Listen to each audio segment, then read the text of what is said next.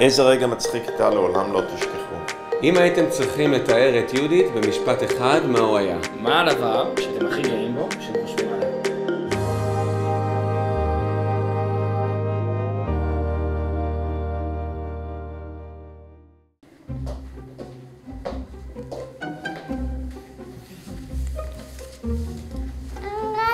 אהלן, תגידי שלום.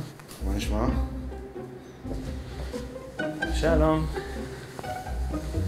שלום. אהלן. שלום. תגידי שלום למצלמה. שלום.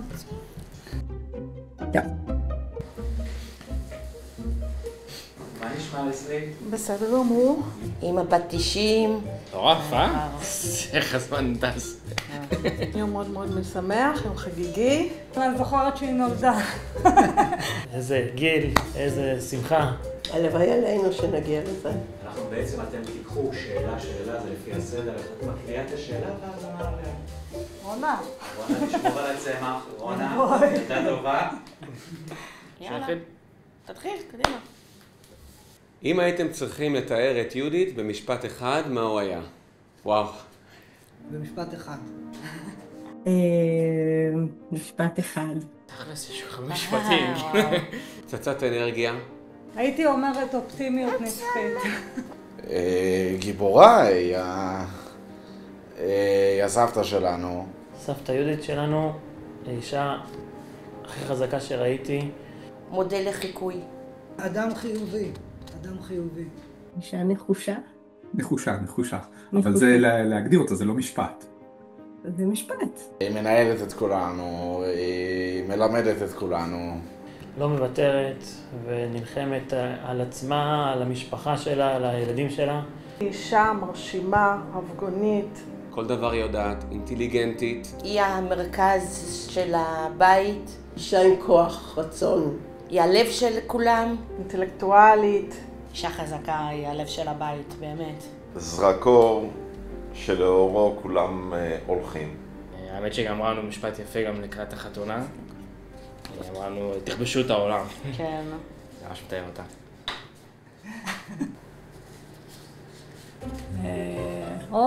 לך סיפור. מה המשפט או הביטוי של יהודית שכולם בבית מכירים בעל פה? איפה אתה למה אתה ישן מינגלים. בעצם להתערבב ולהיות עם אנשים ולשאול שאלות תכיר, תרחיב את המעגלים החברתיים שלך. עכשיו בלימודים היא אומרת לי, break a leg but not literally. אל די עם השוקולד. אל די עם השוקולד. AI. אתם צריכים ללמוד AI. וגם לפעמים מתקשרים, מדברים, היא אומרת, no news is good news. אחרי שהורידו בעריכה את כל אל תדאג. אני מכיר את רון. מתמצתים. רון יודע להביא אותי אחר כך. טוב, הבא. אם הייתם צריכים לתאר את יהודית במנה אחת, איזו מנה זו ולמה? במנה הכוונה ראשונה, עיקרית, אחרונה או... נראה לי המרק של סבתא, תמיד בכל מנה יש את המרק של סבתא. המרק העוף שלה, זה את רואה? מרק צחלי. גפילטה פיש. הכי גפילטה פיש. אבל עם נגיעות כזה של קוויאר מלמעלה, משהו כזה שהופך את זה לפנסי, לא סתם גפילטה פיש. גפילטה פיש. אני חושבת שדווקא אין מנה שמשקפת את יהודית, בגלל שהיא אישה כל כך רבגונית. לא, היא עושה את כל המגוון. היא תמיד מגוונת, תמיד ממציאה את עצמה מחדש. לא אנד, הכי איי-אנד שאפשר. כן. אסתטית, בטוב טעם. בזמן האחרון שעושה לנו גונדי. תפוח אפוי בתנור עם קינמון. אבל הגפילטה פיש זה C בשבילו לכרוע ברך ולהוריד את הכובע. טיש. להיות שחקן, כן. יאללה, אתה? אם יהודית הייתה דמות בסרט, מי הייתה משחקת אותה ומה היה שם הסרט? וואי. הייתי מביאה לרבקה מיכאלי לשחק אותה.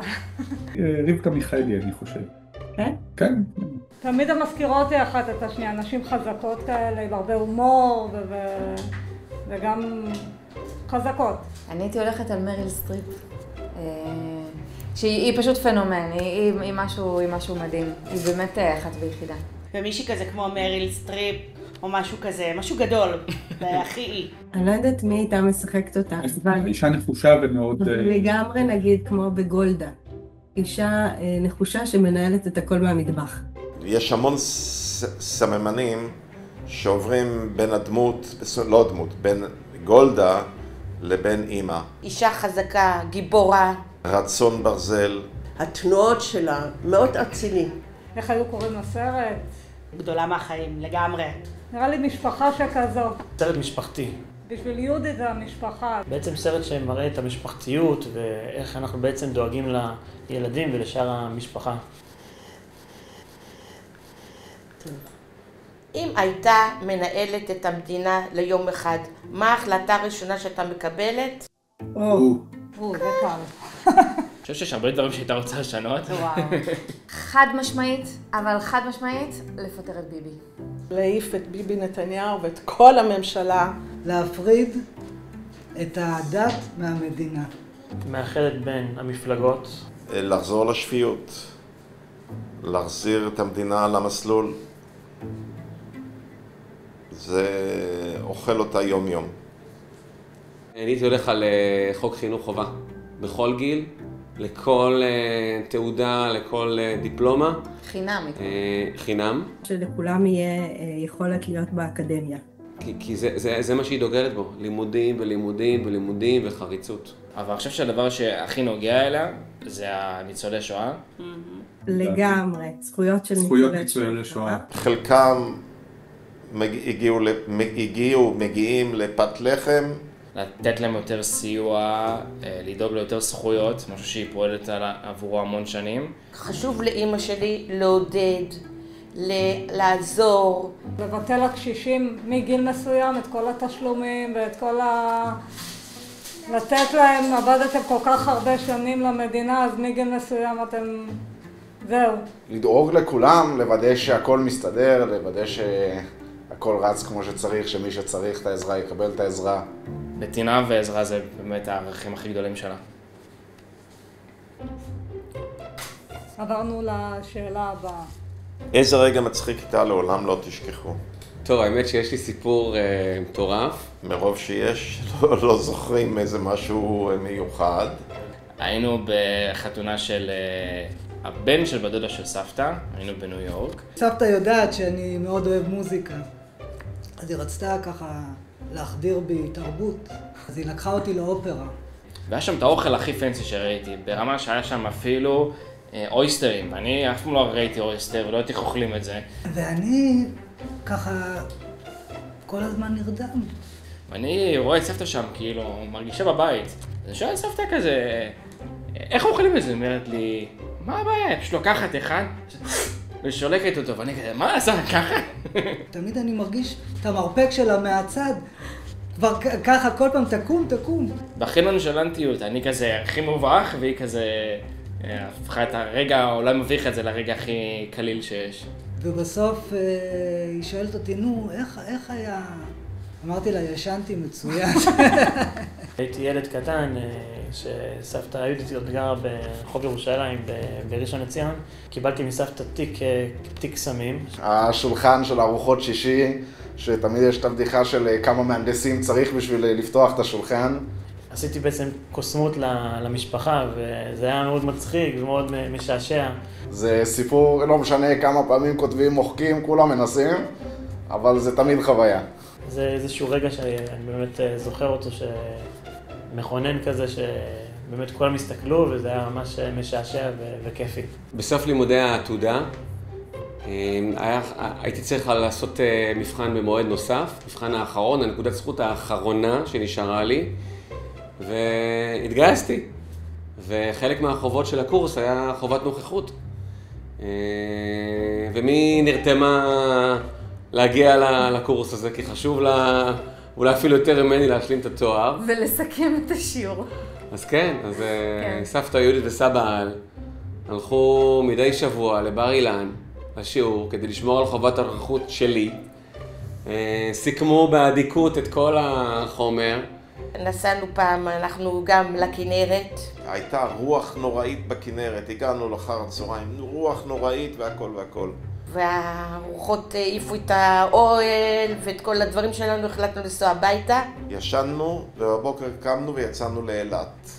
אבא שלי השאיר את כל הדברים על המכונית. החופשה לא התבזבזה, מה שנקרא. וכמובן, סיימתי את הקורס בהצטיינות והשלמתי את הנקודות לתואר, וסבתא נרגעה. הבא? כן. איזה רגע קטן איתה אתם מאחסנים בלב כאוצר אישי? יש המון רגעים. זאב לקח אותי ליהודית ולאל הביתה. הזמינה אותי והרגשתי איזה קבלת פנים כזאת, זה משהו שבאמת ריגש אותי, ועשינו כזה יום כיף כולנו. הערכה שראיתי אצלה כלפיי, אני לפחות הרגשתי שאנחנו מסתכלות אחת לשנייה בעיניים, ואני עדיין זוכרת את זה. כאילו, ישר נהייתה סבתא שלי, ישר. ממש קיבלה אותי מההתחלה בזרועות פתוחות, והרגשתי חלק. איזה אישה הבאת הביתה? יש רגע אחד שאני זוכרת, שיואב נולד, וזה חזר על עצמו גם עם שאר הילדים שלנו, שהיא משתטחת על הרצפה ומשחקת איתם בגובה העיניים. נכון. שזה מדהים בעיניי, לא משנה באיזה גיל. אנחנו מגיעים והיא תמיד יורדת לשחק איתם על הרצפה. וזה באמת, וואו. זה שאנחנו עושים אצלה ארוחות שישי, זה לגמרי חלק בלתי נפרד מהמשפחה. לי היה את הזכות לעזור לה בחודשים האחרונים, עכשיו הייתי בחופש, עם כל הניירות ודברים משנים עברו, 2006, 2003, דברים עוד לפניי. ופשוט נוכחת, דואגת כל הזמן לאחד ולשמור על הביחד. זה רגע בין שנינו שהיה נחמד להרגיש. באמת האופטימיות שלה והחוזק הנפשי שלה, המנטלי שלה, זה תמיד נוגע בי וזה משהו שאני זוכר אותו תמיד. היה לי חנות למוצרי חשמל וקמפינג, ויום יום בשעה 4 הם היו מגיעים לגני התערוכה, עד 12 בלילה היינו יושבים שם ומוכרים ונותנים, ואני מביא ציוד למחרת. דבר שמאוד מאוד מאפיין את סבתא יהודית זה החום שלה והאהבה שלה והדאגה למשפחה. ועל יושב וסופר ומחלק ומרבע ומשלש. עברנו מטעם הצבא למצפה רמון. ובאחד החורפים לא הרגשנו טוב, כל המשפחה. לא יכולנו לקום מהמיטה, לא יכולנו, כולנו במיטות. היא פשוט הגיעה מהמרכז, מראשון, עם סירים של מרק וסירים של אוכל, ופשוט הצילה אותנו. היינו במשבר, והצילה אותנו. היא באה, למרות המחלה, למרות שקשה להם. ממש עברנו תוך כמה ימים. וכן, תרופות סבתא אכן עובדות. רונשוב.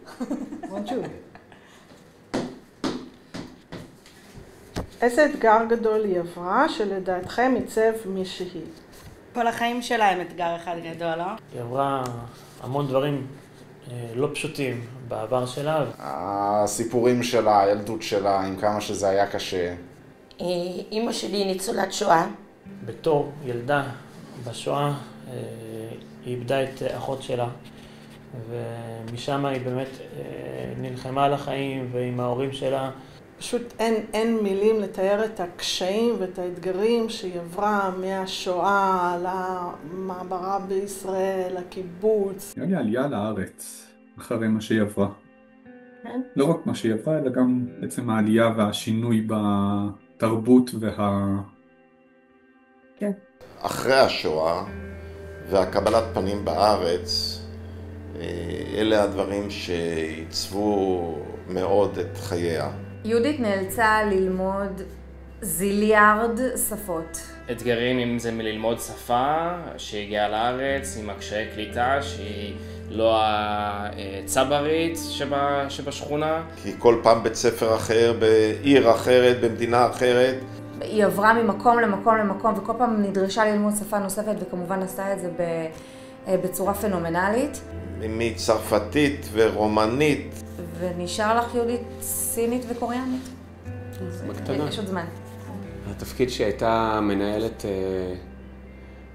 בפרויקט תל אביב, היא ניהלה את כל החוזים. בשביל אישה להגיע למעמד שהיא הגיעה בתעשייה האווירית, זה לא היה טריוויאלי בכלל. הרבה אגו גברי שהייתה צריכה להתמודד איתו. והיא פשוט הייתה פורצת דרך בתור אישה בעולם של גברים, תעשייה אווירית, עולם של גברים. היא פשוט הראתה מה היא שווה. היא פשוט בעטה בכולם בצורה מקצועית. זה בסופו של דבר הביא אותה למי שהיא, והביא אותנו למי שאנחנו, עם איך שהיא עיצבה אותנו סביב זה. זה גם מה שהפך אותה לאישה החזקה שהיא היום. כן, פשוט גיבורה, כאילו, כל כך הרבה קשיים, כל כך הרבה אתגרים. ולחשוב איך אפשר בעצם לצאת מזה. צריכה לעצב את עצמה מחדש אחרי מה שהיא עברה. זה חישל אותה עם כמה שזה רע. לא לוותר. אסור לוותר. זה המשפט שלה. מה הערך הכי חשוב שהיא השרישה בכם, שאתם רוצים להעביר הלאה לילדים שלכם? אחדות, לגמרי אחדות, להיות עם המשפחה כל הזמן, שזה כל כך חשוב להיות גם האחים ביחד, גם כולם ביחד. זה של ארוחות שישי תמיד לדאוג אחד לשני. שהיא מתייחסת לכל בני המשפחה, בלי העדפות ובלי... היא לא עושה איפה ואיפה, היא נותנת לכולם שווה בשווה. אנחנו מרגישים שהיא אוהבת אותנו בלי תנאים, בלי למה אתם לא מתקשרים, למה אתם לא באים, כל מיני חשבונות שבדרך כלל עושים במשפחות. היא באמת, זה אהבה נקייה, וזה משהו שכן הייתי רוצה להעביר לה. ערך המשפחתיות הוא הכי חזק בעיניי, וזה מה שהייתי רוצה להעביר עליו. כל כך הרבה אירועים בחיים, היא כיוונה והושיטה לנו יד. היא הדבק שמחבר את כולנו. הכבוד שהיא לימדה אותי לתת. הנתינה שלה. גם למשפחה, גם לעצמה, גם לבעלה וגם לזולת. וזה נכנס לתוך השורשים של הילדים. ככל שתשאף יותר להשיג דברים, ככה תשיג אותם. עבודה יומיומית, סזיפית, בלי פשרות. ואם אתה הולך לבינוניות, אז תהיה בינוני. צריך לעבוד יותר, ואם אפשר לקחת עוד פרויקט ועוד משימה, והכל בסדר. אמנם אור מכיר אותה כבר 30 שנה, אני מכירה אותה 4 שנים, ואני רואה את כל זה. לימודים, לימודים, לימודים. כל יום ללמוד, וכל יום לומדים. לימודים? לימודים, אקדמיה, לימודים. חשיבות של הלימודים. לגמרי. לימודים כערך, כדרך חיים. ממש. אני יכול לעבור. אחרון? כן, נו. איזה כבוד. יאללה. אוקיי. מה הדבר שאתם הכי גאים בו כשאתם חושבים עליה? היכולת שלה לדבר מול קהל, להרצות. כל פעם שהיא מתראיינת, אנחנו כזה מרגישים עוד איזשהו בוסט כזה. הכבוד שנותנים לה בתעשייה האווירית, זה משהו שאני לא ראיתי באף אירוע אחר שהלכתי אליו. אני הזמנתי את יהודית להנהלה ראשית בנק הפועלים. יש מגדלור, כל מקום שמגיעה עם מפיצה אור. וגם באותה עת וגם למשך חודשים רבים, כל הזמן באו אליי נשים ופשוט אמרו לי כמה הם משתאים ומתפעלים ממנה. גם הגיל וגם, אבל היא לא מוותרת והיא עושה פעילות גופנית. מה שנקרא, היא לא מוותרת לעצמה. זה העיקר. ולעל. היא לא מוותרת גם לעל. אימפריה שהיא בנתה, שזה המשפחה שלנו. למרות גילה, היא עוד עוזרת לי ומייעצת לי ושאני לא אתרגש ולא אפגע ושלא אפקה. זה מראה לי ולמשפחה כמה היא יכולה להתמודד וכמה היא יכולה להילחם ולא מוותרת על שום דבר. להיות הסנטר של המשפחה, זה מטורף אחרי כל מה שהיא עברה וכל החיים. כל דבר ודבר שהיא עשתה בחיים, אם זה מטוסים או מרקים. אני גאה בזוגיות שלך עם על. סבתא, את מוכיחה שגיל זה רק מספר? אני חושבת שהיכולת שלה להיות מאוד אופטימית. בדיוק שלך, את יודעת כל דבר, ברגישות המתאימה, במינון הנכון. אבל סבתא תמיד כאילו עם רגליים על הקרקע? גם עכשיו שקשה לה, למרות שקשה לה ב-90, והיא נלחמת, היא לא מוותרת לרגע, לרגע. נכון, נכון. באמת היא סופר חזקה. אין בעולם כמו אמא. מדהימה, אנחנו מעריצים אותך ואנחנו אוהבים אותך ואת מודל לחיקוי לכולנו. זהו? בבקשה, הנה, לא היה כזה נורא, נכון? מעולה. אנחנו חרטנו בזמן, לא חרול. בסדר? כן, מה, בטח. אני דילגתי על כמה. רונה, תבקשי סליחה. אתה שמת את הכרטיסיות הכי פרוע, אז עכשיו אתה אוסף את זה. אין בעיה. הכל נחת על הכיסא. אקשן. Happy birthday to you. קודם כל, המון המון מזל טוב ליום הולדתך. 90! מזל טוב סבתא, יום הולדת שמח עד 120. לא להאמין איך הגעת כבר לגיל הזה, ואיך כאילו הכוח מעורר בנו כל כך הרבה השראה וכוח והתמדה. בן אדם מיוחד ונותנת המון המון השראה. את השראה גדולה. אנחנו איתך ואנחנו הנכדים שלך ואנחנו המשפחה איתך ביחד, אני מאחל לך את כל הטוב שבעולם. Happy birthday אימא, happy 90th birthday. שנמשיך להיפגש ולחגוג את ימי שישי וימי הולדת וחגים. ושנמשיך לחגוג בימי שישי ובכל כך הרבה אירועים אחרים. מאחלת לך בריאות, המשך עשייה. Wishing you a wonderful 90th birthday. Happy birthday. I'm so thoughtful because you are my employer. Your family is very kind. אני מאחל לך ולנו שנמשיך לצבור עוד המון המון חוויות. שיהיה לך נחת מהנכדים והנינים. 1120 שנה תחתיי. את הלב של כולנו. You're always young and vibrant and full of ideas and full of fun. תודה רבה סבתא על הכל, על מי שאת. מזל טוב, הרבה מזל טוב. זה באמת כבוד להיות הנכדה שלך. בריאות, אריכות ימים. תמשיכי לעודד ולפנק ולאהוב אותנו במשרה מלאה. הרבה שמחה אני מאחל לך. בזכות היותך את ובזכות הצורה שבה את מנהלת את הבית. את דואגת לאחדות בין כולם. והתשומת לב והחום ושכולם מרגישים שזה הבית שלהם. תמיד כיף אצלך בבית, זה תמיד מרגיש בבית. Everybody treat me like a family, my second family. כמה שיותר ללמוד ממך ולקבל ממך את התכונות שאני כל כך מעריצה. ואנחנו מאוד מאוד אוהבים אותך, ותמשיכי להתערבב ולעשות בינגנים עם כולם. אנחנו אוהבים את המתנות שלך. יפה, ואתה? שאת סבתא טובה. ואתה מה תעשה? Have a wonderful time with your family. כן, שישאלו אותי מה אני רוצה להיות כשאני אהיה גדולה, אני אגיד יהודית. חד משמעית יהודית. שבאמת תמשיכי להיות מוקפת. לאנשים שאוהבים אותה. שיהיה לך בריאות איתנה. ואת מושלמת. ושתישארי כמו שאת. ותמיד שמחים להיות איתך ורוצים את זה כמה שיותר. את המתנה של כולנו. ושתמשיכי לפזר את כל הטוב הזה שאת מפזרת בעולם.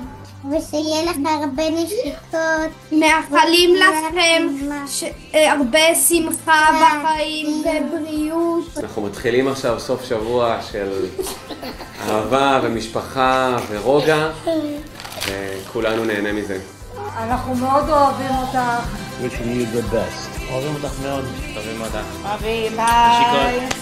אוהבת אותך.